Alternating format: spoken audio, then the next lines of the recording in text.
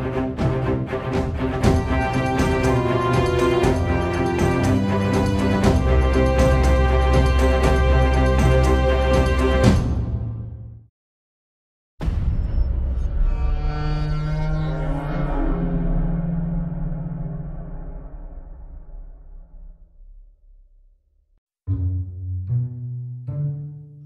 সেই প্রতাপ নারায়ণ চৌধুরীর বাড়ি।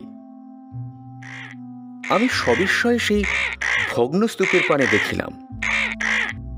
এই সেই প্রতাপ নারায়ণ চৌধুরীর বাড়ি। সহজে বিশ্বাস করিয়া উঠিতে পারিলাম না। দিনান্তের অস্পষ্ট আলোক যাই যাই করিয়াও আকাশের পশ্চিম প্রান্তে তখনও অপেক্ষা করিতেছিল। পরিশ্রান্ত বিহগ কুলের অবিশ্রাম কুজন ধ্বনি রহিয়া রহিয়া তখনও আকাশ বাতাস মথিত করিয়া দিতেছিল। গঙ্গার অপূর্ব তরঙ্গভঙ্গ চিত্তলোকে এক অজ্ঞাত চেতনার সঞ্চার করিতেছিল। সেই প্রদোষের ম্লান দ্যুতি বিকাশের অন্তরালে আমি প্রাতঃস্মরণীয় সুবিখ্যাত প্রতাপ নারায়ণ চৌধুরীর প্রাসাদের পানে চাহিয়া দেখিলাম। গঙ্গার ঠিক তীরভূমিতে অগণিত লতা পল্লবে মণ্ডিত হতশ্রী প্রতাপ নারায়ণ চৌধুরীর প্রাসাদ নিঃশব্দে দাঁড়াইয়া আছে। নদী স্রোতের অবিরাম আঘাতে সে প্রাসাদের অনেকখানি ভাঙিয়া চুরিয়া এখন অনির্দেশের পথে বহিয়া গিয়াছে।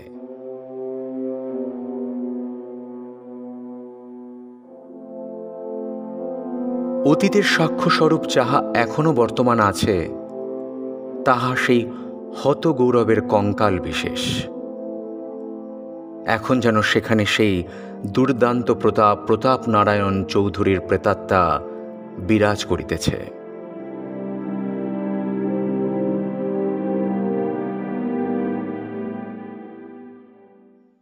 প্রকৃতি তাহাকে আজ নিজের হাতে সাজাইয়া দিয়াছে। অনাড়ম্বর সৌন্দর্য তাহাকে শ্যামল করিয়া রাখিয়াছে। গঙ্গার বক্ষে একটি নৌকা পাল তুলিয়া পাশ দিয়া বহিয়া চলিয়াছিল।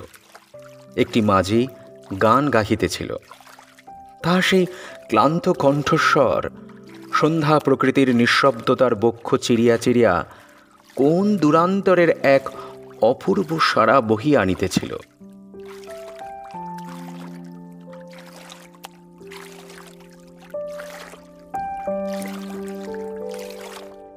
পলাশপুরের প্রতাপ নারায়ণ চৌধুরীর নাম শোনে নাই এমন লোক খুবই কম আছে। একদা তাহার প্রতাপে সারা পলাশপুর তটস্থ হইয়া থাকিত। কিংবদন্তি আছে যে সেকালে নাকি বাঘে গরুতে নির্বিবাদে একই ঘাটে জল পান করিত। অত বড় ক্ষমতাশালী বর্ধিষ্ণু প্রতাপ প্রতিপত্তিশালী জমিদার সেকালে খুব কমই ছিলেন। ইংরেজ রাজত্বের সূচনার দিন হইতে পলাশপুরের চৌধুরী বংশের উদ্ভব। ইংরেজ বাহাদুরকে সর্বপ্রকার সাহায্য করবার পুরস্কার স্বরূপ ধৈর্যটি নারায়ণ চৌধুরী এই পলাশপুরের জমিদারি লাভ করেন। ধৈর্যটি নারায়ণ চৌধুরী চৌধুরী বংশের আদি পুরুষ। তাহারই পৌত্র বিজয় নারায়ণ চৌধুরী সিপাহী বিদ্রোহের সময় বারাকপুরের বিদ্রোহ দমনে ইংরেজদের যথেষ্ট সহায়তা করেন। তাহারই প্রচেষ্টায় ক্যাপ্টেন লরেন্স সপরিবারে আত্মরক্ষা করিতে সমর্থ হন। ইতিহাসে সেসব কথা নাই বটে, তবে সকলেই সে কথা জানিত। 1857 সালের মার্চ মাসের শেষ দিকে যখন দুর্যোগের ঘনঘটা ভারতবর্ষের রাজনৈতিক আকাশ কালো করিয়া দিয়াছিল, বিজয়নারায়ণ সেই সময় বারাকপুরে। সেদিনও এমন ছিল। ক্যাপ্টেন লরেন্স বিজয়নারায়ণ চৌধুরীর কর্মকুশলতায় তাহাকে স্বীয় তরবারি উপহার দিয়েছিলেন। বহুকাল সেই তরবারি চৌধুরী বংশের প্রাচীরে অতি সন্তর্পণে অতীত গৌরবের চিহ্নস্বরূপ টাঙানো ছিল। বেলডাঙ্গার কমল হালদারের সঙ্গে গ্রীষ্মের ছুটিতে তার দেশে গিয়াছিলাম বেড়াইতে। সন্ধ্যাকালে গঙ্গার তীরে ভ্রমণ করিতে করিতে পলাশপুরের চৌধুরী বাড়ির নিকটে আসিয়া পড়িলাম। কমল বলিল, এই সেই প্রতাপ নারায়ণ চৌধুরীর বাড়ি। ইতিপূর্বে চৌধুরী বংশের অতীত কাহিনীর আমি অনেক কিছুই শুনিয়াছি। তাহাদের সেই বিরাট প্রাসাদের এই দুর্দশা দেখিয়া বাকশূন্য হইয়া গেলাম। এখন মানুষ সেখানে বাস করে না, সেটি এখন হিংস্র পশুর লীলাভূমি হইয়া দাঁড়াইয়াছে। বিজয়নারায়ণ চৌধুরীর পুত্র প্রতাপ নারায়ণ চৌধুরীর সময় চৌধুরী বংশের গৌরব চরমে উঠিয়াছিল। চতুর্দিকে চৌধুরী বংশের প্রতিপত্তি ছড়াইয়া পড়িয়াছিল। প্রতাপ নারায়ণের সময়ে যেমন চৌধুরী বংশের গৌরব চরমে উঠিয়াছিল, সেই প্রতাপ নারায়ণের সময়েই তাহার আবার ভাঙন শুরু হয়। অমানসিক দুশ্চরিত্রতা ও প্রচুর মোকদ্দমার ফলে তাহার পতন শুরু হয় মৃত্যুর কয়েক বৎসর পূর্বেই। ঔরঙ্গজেবের রাজত্বকালে মোগল সাম্রাজ্যে যেমন চরম সীমায় উঠিয়াছিল, সেই ঔরঙ্গজেবের রাজত্বকালেই আবার তাহার পতন শুরু হয়। বৃদ্ধ সম্রাট বহু দুঃখে দূর দাক্ষিণাত্যে প্রাণ ত্যাগ করেন। ঔরঙ্গজেব ছিলেন চরিত্রবান ও ধার্মিক, আর প্রতাপ নারায়ণ ছিলেন ঠিক তাহার বিপরীত। তাহার অভিধানে চরিত্র বলিয়া কোনো শব্দই ছিল না। মদ ও মেয়ে মানুষ তাহার জীবনের একমাত্র উপাস্য। আর এছাড়া যেটুকু সময় পাইতেন তাহাতে মামলা মোকদ্দমার তদবির করিতেন। তাহার ন্যায় নিখুঁতভাবে মোকদ্দমা তদবির করিতে সেকালে খুব কম লোকই পারিত। অথচ লেখাপড়ার তিনি ধার ধারিতেন না, আইন তো দূরের কথা।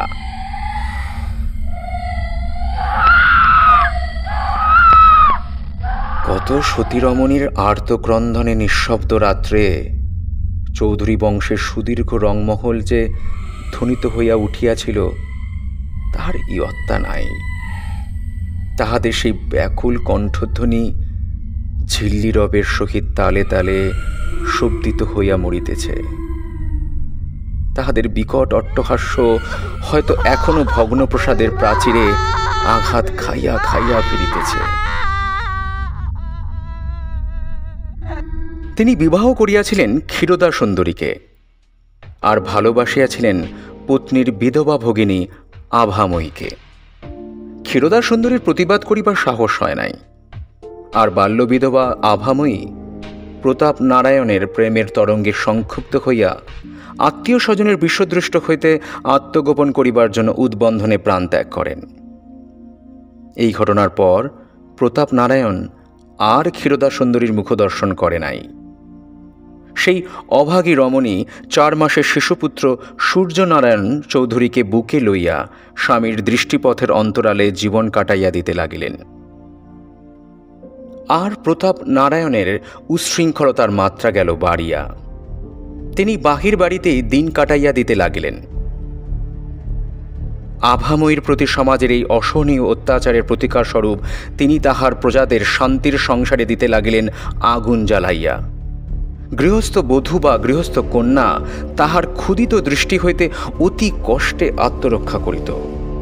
সারা দিন পথে পথে পাখি মারা বন্দুক কাঁধে লইয়া পাখি মারিয়া ফিরিতেন। সে পথে কোনো স্ত্রীলোকের বাহির হইবার সাহস ছিল না। আর তাহার সঙ্গে থাকিত কানা কালু সর্দার। কানা হইলে কি হয়, চক্ষুষ্মানকেও সে হার মানাইতে পারিত। তাহার তীক্ষ্ণ বুদ্ধির ফলে প্রতাপ নারায়ণের ক্ষুধা নিবৃত্ত হইত সহজেই। ইংরেজ রাজত্বের এমন ধরাবাঁধা আইন তখন ছিল না। প্রতাপ নারায়ণের মহল্লার তাহার বিখ্যাত লাঠিয়ালদের দৌলতে কাহারও টু শব্দটি করিবার সামর্থ্য ছিল না। লাঠির জোরেই রাজ্য জয় হইত, আর লাঠির জোরেই রমণীর সতীত্ব লুণ্ঠন হইত। কিন্তু প্রতাপ নারায়ণ স্ত্রীলোকদের ঘৃণা করিতেন সর্বান্তকরণে। নারী নরকের দ্বার। এই নারী তাহার জীবনে দিয়াছিল দাবানল জ্বালাইয়া।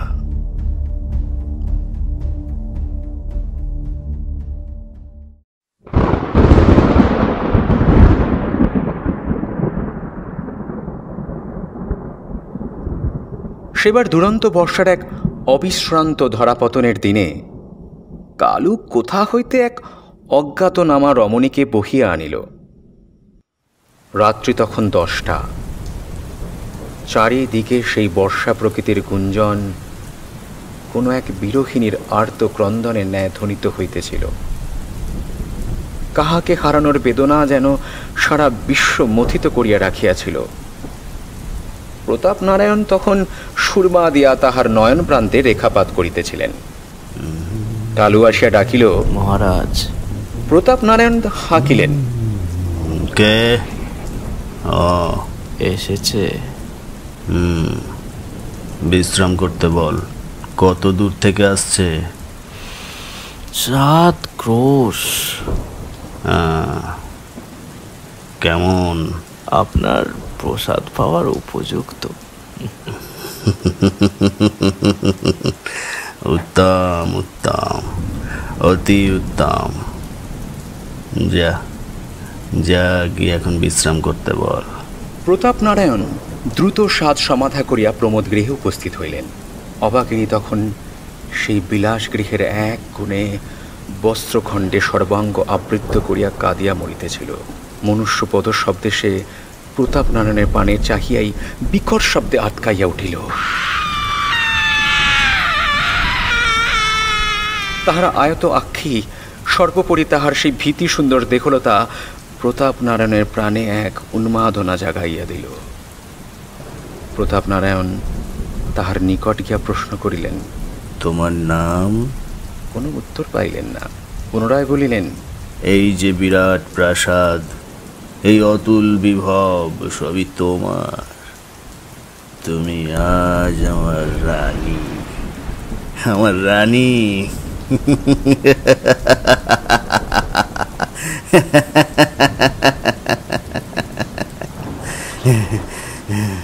সে রমণী কহিল, না না না, আমি রানী হতে চাই না, আমাকে ভিখারি থাকতে দিন, আমাকে ভিখারি থাকতে দিন। আমি আপনার দুটি পায়ে পড়ি, আপনার দুটি পায়ে পড়ি, আমাকে ছেড়ে দিন, আমার স্বামী সন্তানের কাছে আমাকে যেতে দিন, আপনার দুটি পায়ে পড়ি। কথা শেষে সে প্রতাপ নারায়ণের পদপ্রান্তে পড়িল। প্রতাপ নারায়ণ উৎকট হাসি হাসিয়া উঠিলেন,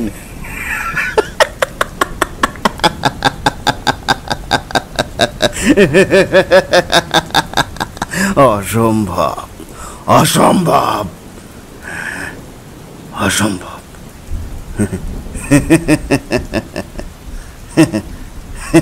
জীবনে এমন নিখুঁত রূপ প্রতাপ নারায়ণ আর দ্বিতীয়টি দেখেন নাই। তাহার সেই বিনাইয়া বিনাইয়া কান্না প্রতাপ নারায়ণের নিকট বড় মধুর বলিয়া বোধ হইল। সে রমণী কহিল, আমায় ছেড়ে দিন, আমায় ছেড়ে দিন, আপনার ভালো হবে, আমায় ছেড়ে দিন, আমায় ছেড়ে দিন, আপনার ভালো হবে, আমায় ছেড়ে দিন। প্রতাপ নারায়ণ হা হা করিয়া হাসিতে লাগিলেন, বলিলেন,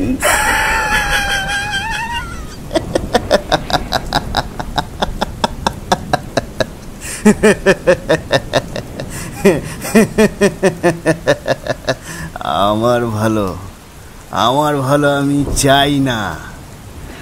আপনি ধ্বংস হয়ে যাবেন, আপনার সর্বনাশ হবে, আমার অভিশাপে আপনার বাড়ি ঘর চলে পড়ে যাবে, আপনার সর্বনাশ হবে।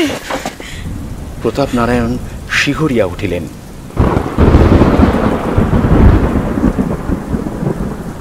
সে রমণী পুনরায় বলিল, আমি যদি যথার্থ সতী হয়ে থাকি তাহলে আমার অভিশাপ আপনি কখনো সহ্য করতে পারবেন না, আপনি নির্বংশ হবেন, আপনার বাড়ি ঘর জ্বলে পুড়ে ছাই হয়ে যাবে।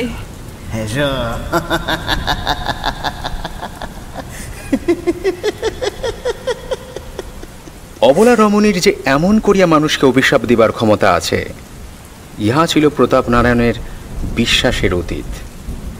কিন্তু তিনি পরিণামদর্শী আদৌ ছিলেন না। তিনি ওই অবলার সাবধান বাণী শুনিলেন না। এই তাহার জীবনের শেষ শিকার। পরদিন সারা প্রাসাদে একটা দুরূপনীয় বিষাদের ছায়াপাত হইল। সেই দিন হইতে সেই রমণী আর উঠিল না বা আহার গ্রহণ করিল না। 2 দিন পূর্ব হইতেই সে উপবাস করিতেছিল। তিল তিল করিয়া সে শুকাইয়া মরিতে লাগিল। সকলে মুখ বিস্ময়ে অভাগীর পানে চাহিয়া রহিল। প্রতাপ নারায়ণ ভয় ব্যাকুল চিত্তে গৃহত্যাগ করিয়া চলিয়া গেলেন। উহার বিষাক্ত দীর্ঘশ্বাস সহ্য করিবার সাহস তাহার ছিল না। 3 দিন 3 রাত্রি অসহ্য যন্ত্রণা ভোগ করিয়া অভাগিনী প্রাণ ত্যাগ করিল।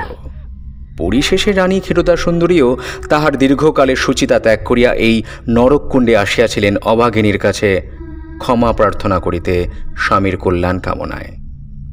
কিন্তু তাহার সে প্রচেষ্টাও ব্যর্থ হইল। যদি আমি যথার্থ সতী হয়ে থাকি তবে তবে এই চৌধুরী বংশ নির্বংশ হবে। এই বলিয়া সেই তেজস্বিনী শেষ নিঃশ্বাস ত্যাগ করিল। এই ঘটনার 7 দিন পর প্রতাপ নারায়ণ ফিরিয়া আসিলেন, কিন্তু জীবিত নয়, মৃত। পথে তাহার সর্পাঘাতে মৃত্যু হইয়াছে। সূর্যনারায়ণও পিতাকে অনুসরণ করিতে চলিলেন। অল্প বয়সে সম্পত্তির মালিক হইয়া মো সাহেবের সহায়তায় তার ক্ষয়িষ্ণুপ্রাপ্ত সম্পত্তি ক্রমে ক্রমে নিঃশেষ হইয়া আসিতে লাগিল। পিতার ন্যায় তিনিও ছিলেন অপরিণামদর্শী। ভবিষ্যতের কথা ভাবিবার অবকাশ তাহার ছিল না। পরশ্রীতে লোভ তাহার ছিল না সত্য, তবে তাহারও নেশা ছিল। শহর অঞ্চল হইতে সব বিখ্যাত বিখ্যাত বাইজি আনার নেশা তাহাকে পাইয়া বসিয়াছিল। তাহার জন্য তিনি মুক্ত হস্তে ধনব্যয় করিয়া যাইতেন। লখনৌ, দিল্লি, আগ্রা, লাহোর, বোম্বাই, কলিকাতা ইত্যাদি সকল শহরের সুপ্রসিদ্ধা বাইজিকুলের পদরেণুপাতে তিনি তাহার পিতৃপিতামহের পবিত্র প্রসাদ ধন্য করিতে মাতিয়া উঠিয়াছিলেন। তিনি দিন রাত তাহাদের সুরলহরী ও রূপমাধুরীতে মগ্ন হইয়া থাকিতেন। বিবাহ করেছিলেন যথাসময়ে, যদিও পিতার ন্যায় তিনি তাহার পত্নীকে ঘৃণা করিতেন না। তথাপি তাহার দিন কাটিত বাহির বাড়িতেই। গভীর রাত্রে অতিরিক্ত তাগাদার ফলে মাঝে মাঝে টলিতে টলিতে অন্দর বাড়িতে উঠিয়া যাইতেন নিতান্ত অনিচ্ছায়। অধিকাংশ রাত্রি তাহার এই বাহির বাড়িতেই কাটিত। তাহা ছাড়া দেশ ভ্রমণ তাহার জীবনের একটি বিশেষ অঙ্গ ছিল। একটির পর একটি করিয়া তিনি দেশ দেখিয়া বেড়াইতেন। কত তীর্থক্ষেত্রে গিয়াছেন, অথচ দেবতা দর্শন করেন নাই। দেব মন্দিরের নিকট হইতে ফিরিয়া আসিয়াছেন। বলিতেন, জীবনে তো অনেক পাপ করেছি, মিথ্যে পবিত্র দেবমন্দির আর কলুষিত করি কেন? অকস্মাৎ একদিন সূর্যনারায়ণ কাহাকেও কিছু না বলিয়া না কহিয়া অতি অসময়ে বিষচিকা রোগে দেহত্যাগ করিলেন। মৃত্যুকালে তিনি তাহার নাবালক পুত্র শঙ্কর নারায়ণ চৌধুরীকে তেনার দায়ে আকণ্ঠ ডুবাইয়া যাইতে কুণ্ঠিত হন নাই। শঙ্কর নারায়ণ যখন সাবালক হইলেন, তখন তিনি তাহার সম্পত্তির মধ্যে তাহাদের প্রাচীন বসতবাটিটি ছাড়া আর কিছুই দেখিতে পাইলেন না। চারিদিকের আয়ের পথ রুদ্ধ হইয়াছিল। বনেদি বংশের ধ্বংসাবশেষ লইয়া চৌধুরী পরিবার বিভীষিকার ন্যায় দাঁড়াইয়া রহিল। গহনা বিক্রি করিয়া শঙ্কর নারায়ণ মানুষ হইয়া উঠিলেন। তিনি কিন্তু মানুষ হইলেন তাহার পিতা পিতামহের বিপরীত প্রকৃতি হইয়া। ইংরেজি শিক্ষার তিনি ধার ধারিলেন না, তবে অবচলিত চিত্তে সংস্কৃত অধ্যয়ন করিয়া যাইতে লাগিলেন। তাহার মধ্যে কেমন যেন ধর্মভাব জাগিয়া উঠিল। তিনি অল্প বয়স হইতেই ধার্মিক হইয়া পড়িলেন। সামাজিক আচার অনুষ্ঠানে তাহার প্রগাঢ় শ্রদ্ধা। গৃহদেবতা লক্ষ্মী জনার্দনের পূজায় ক্রমে ক্রমে তিনি আত্মনিয়োগ করিলেন। তিনি ছিলেন অত্যন্ত গম্ভীর প্রকৃতির মানুষ। কাহারও সঙ্গে বড় একটা কথা কহিতেন না। বাড়িতে খাইতেন আর ত্রিতলের ঘরে বসিয়া থাকিতেন, কোথাও বাহিরও হইতেন না। রুদ্রাক্ষের মালা গলায় পড়িয়া গেরুয়া বসনে সর্বাঙ্গ মণ্ডিত করিয়া তিনি সন্ন্যাস জীবনযাপন করিতে লাগিলেন। অবসর সময় তিনি তার প্রিয় বেহালাখানায় বসিয়া ছড়ি ঘষিতেন। রাত্রির নিঃশব্দতার বক্ষ চিরিয়া সেই রাগিনী কোনো বন্দিনী বিরোহিণীর আর্তক্রন্দনে ন্যায় শোনাইত। ক্ষয়িষ্ণু চৌধুরী বাড়ির গৃহলক্ষ্মী যেন ওই ভাষায় গুমরাইয়া গুমরাইয়া কাঁদিয়া মরিত। শঙ্কর নারায়ণও তাহার বংশের ধারা বজায় রাখিয়া অল্প বয়সে বিবাহ করিয়াছিলেন এবং খুব অল্প বয়সেই তাহার পুত্র হইয়াছিল। তাহার পিতৃপুরুষদিগের ন্যায় তিনি তাহার পত্নী কল্যাণীকে ঘৃণা করেন নাই সত্য, তবে তাহাকে যে ভালোবাসিতেন এ কথা হলপ করিয়া বলা যায় না। তিনি পত্নীর প্রতি তাহার কর্তব্য সম্পাদন করিতেন মাত্র। সারা দিন প্রায় তাহার গৃহদেবতার ধ্যান ধারণায় কাটিত। তিনি নিত্য অত্যন্ত সুচিতা সহকারে দেবতার আরাধনা করিতেন। গভীর রাত্রে পূজায় বসিতেন। যাহা জুটিত সেই সামান্য দুটি সাকান্ন মুখে দিয়া তিনি আবার তাহার সেই ত্রিতলের ঘরে যাইতেন। বাড়ি হইতে বাহির হইতেন না আদৌ। দিন দিন চৌধুরী বংশ যে নিশ্চিহ্ন হইবার পথে আগাইয়া যাইতেছে তাহা দেখিয়া তিনিও ধীরে ধীরে শুকাইতে লাগিলেন। আর ততই তাহার গৃহদেবতার পূজার মাত্রাও বাড়িয়া যাইতে লাগিল। তিনি পাগলের মতো হইয়া গেলেন। তাহার জীবনের একমাত্র কামনা হইল বিত্ত চাই, অর্থ চাই, ঐশ্বর্য চাই। তিনি কেবল প্রার্থনা করিতেন দেবতা যেন আবার চৌধুরী বংশের নষ্ট সম্পদ ফিরাইয়া দেন।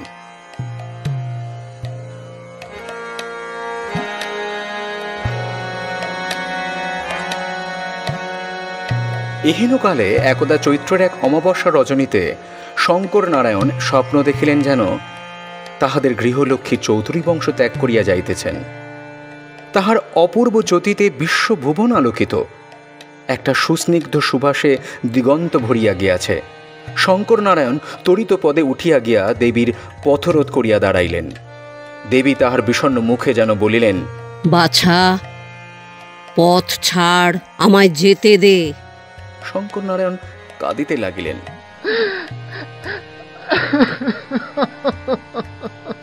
মা, আমাদের এমনি করে ছেড়ে যাচ্ছ মা?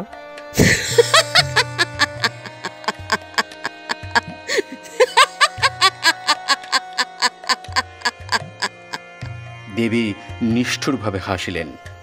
নিত্য না খেয়ে তোমার পূজার আয়োজন করেছি মা, তবু তোমার ক্ষুধা দূর হয়নি?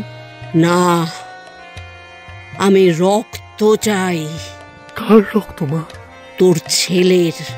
দেবী অন্তর্হিতা হইলেন। অমনি শঙ্কর নারায়ণের ঘুম ভাঙিয়া গেল। ঘামে তাহার সর্বাঙ্গ ভিজিয়া গিয়াছিল। তিনি উঠিয়া রোদন করিতে লাগিলেন, রাক্ষসী, কি পরীক্ষা তোর? তখনও তাহার সেই গৃহে দেবীর পদগন্ধ বিচ্ছুরিত হইতেছিল। শঙ্কর নারায়ণ বিচলিত হইলেন না। চৌধুরী বংশ তাহার পুত্রের চেয়ে অধিক মূল্যবান। তিনি বলিতে লাগিলেন, তাই হবে মা, তাই হবে, তুমি এই অভাগাকে ত্যাগ করো না। তারপর তিনি ধীর পদক্ষেপে তাহার শয়নগৃহে আসিয়া উপস্থিত হইলেন। অতি সন্তর্পণে।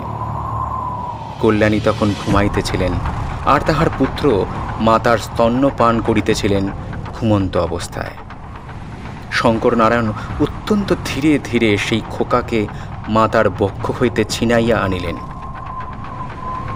কল্যাণী সারাদিনের পরিশ্রমে ক্লান্ত হইয়া ঘুমাইতেছিলেন। তিনি একবার পাশ ফিরিয়া শুইলেন মাত্র। শঙ্কর নারায়ণ খোকাকে পরম স্নেহে তার বুকের মধ্যে করিয়া গৃহ হইতে বাহির হইয়া আসিলেন। শো শো শব্দে সারা প্রকৃতি যেন উন্মাদ তাণ্ডবে মাতিয়া উঠিয়াছিল। খোকা পিতার বাহু মধ্যে ঘুমাইতে লাগিলেন। তারপর খোকাকে গৃহদেবীর সম্মুখে নিজ হাতে বলি দিলেন।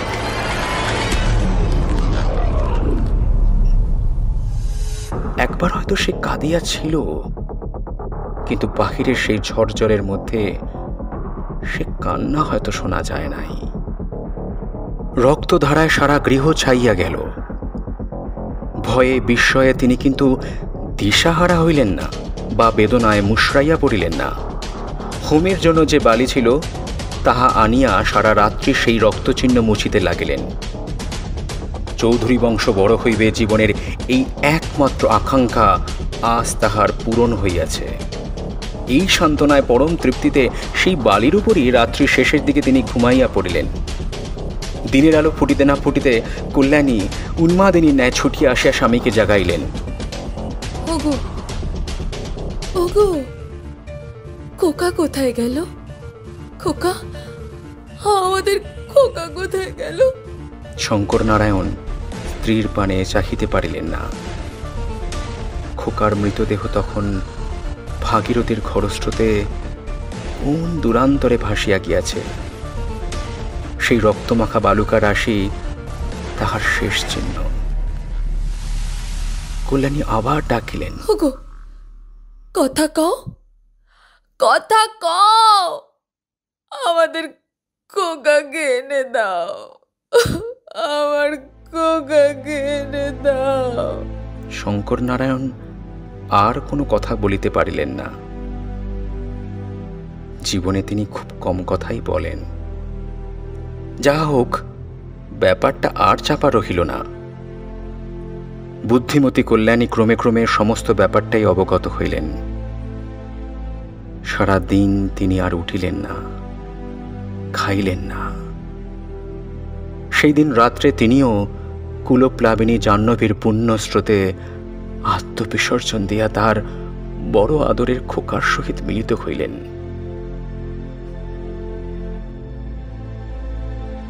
ব্যাপারটা ক্রমে ক্রমে রাষ্ট্র হইয়া পড়িল। এই ঘটনার কিছুদিন পর শঙ্কর নারায়ণ চৌধুরীকেও আর পাওয়া গেল না। আজও পর্যন্ত তাহাকে পাওয়া যায় নাই। সে আজ 50 বছরের কথা।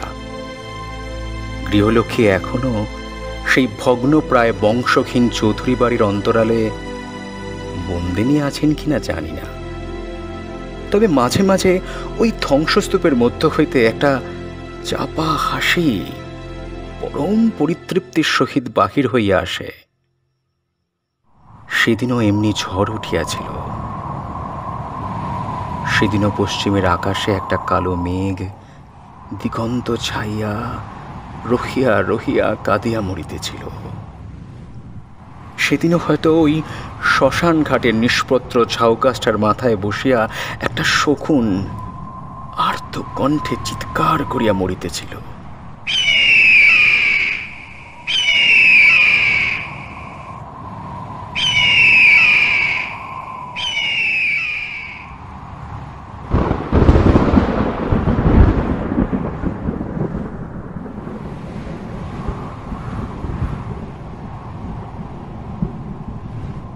আমাদের উপস্থাপনা এখানেই শেষ হলো। আমাদের উপস্থাপনা আপনাদের কেমন লাগছে তা অবশ্যই কমেন্ট সেকশনে জানাবেন। আপনাদের মতামত আমাদের পাথেয়। বিভূতিভূষণ বন্দ্যোপাধ্যায়ের লেখা অভিশাপ গল্পটি কুণ্ডু কোম্পানির ৫৫তম প্রযোজনা তথা অতিলৌকিক সিরিজের ৬ষ্ঠতম। গল্পটির নেপথ্যে যারা যারা রয়েছেন তারা হলেন প্রচ্ছদ অলঙ্করণ Soham Bagchi, logo design Debarshi Sasmal, YouTube marketing Arko ও অভিনব, এসএফএক্স সৌরভ সামন্ত, গল্প পাঠে সব্যসাচী মুখোপাধ্যায়, অরূপ বেরা, স্বাগতা মণ্ডল, সুমিত কুণ্ডু, দেবন্তী দলাই ও দেবস্মিতা সরকার। পরিকল্পনা, প্রযোজনা, প্রয়োগ ও গল্পের সূত্রধার অনরণ্য কুণ্ডু। কৃতজ্ঞতা স্বীকার অভিষেক ভট্টাচার্য ও অর্পণ ঘোষাল। বিশেষ কৃতজ্ঞতা স্বীকার শ্রীমতী সোহাগ সেন।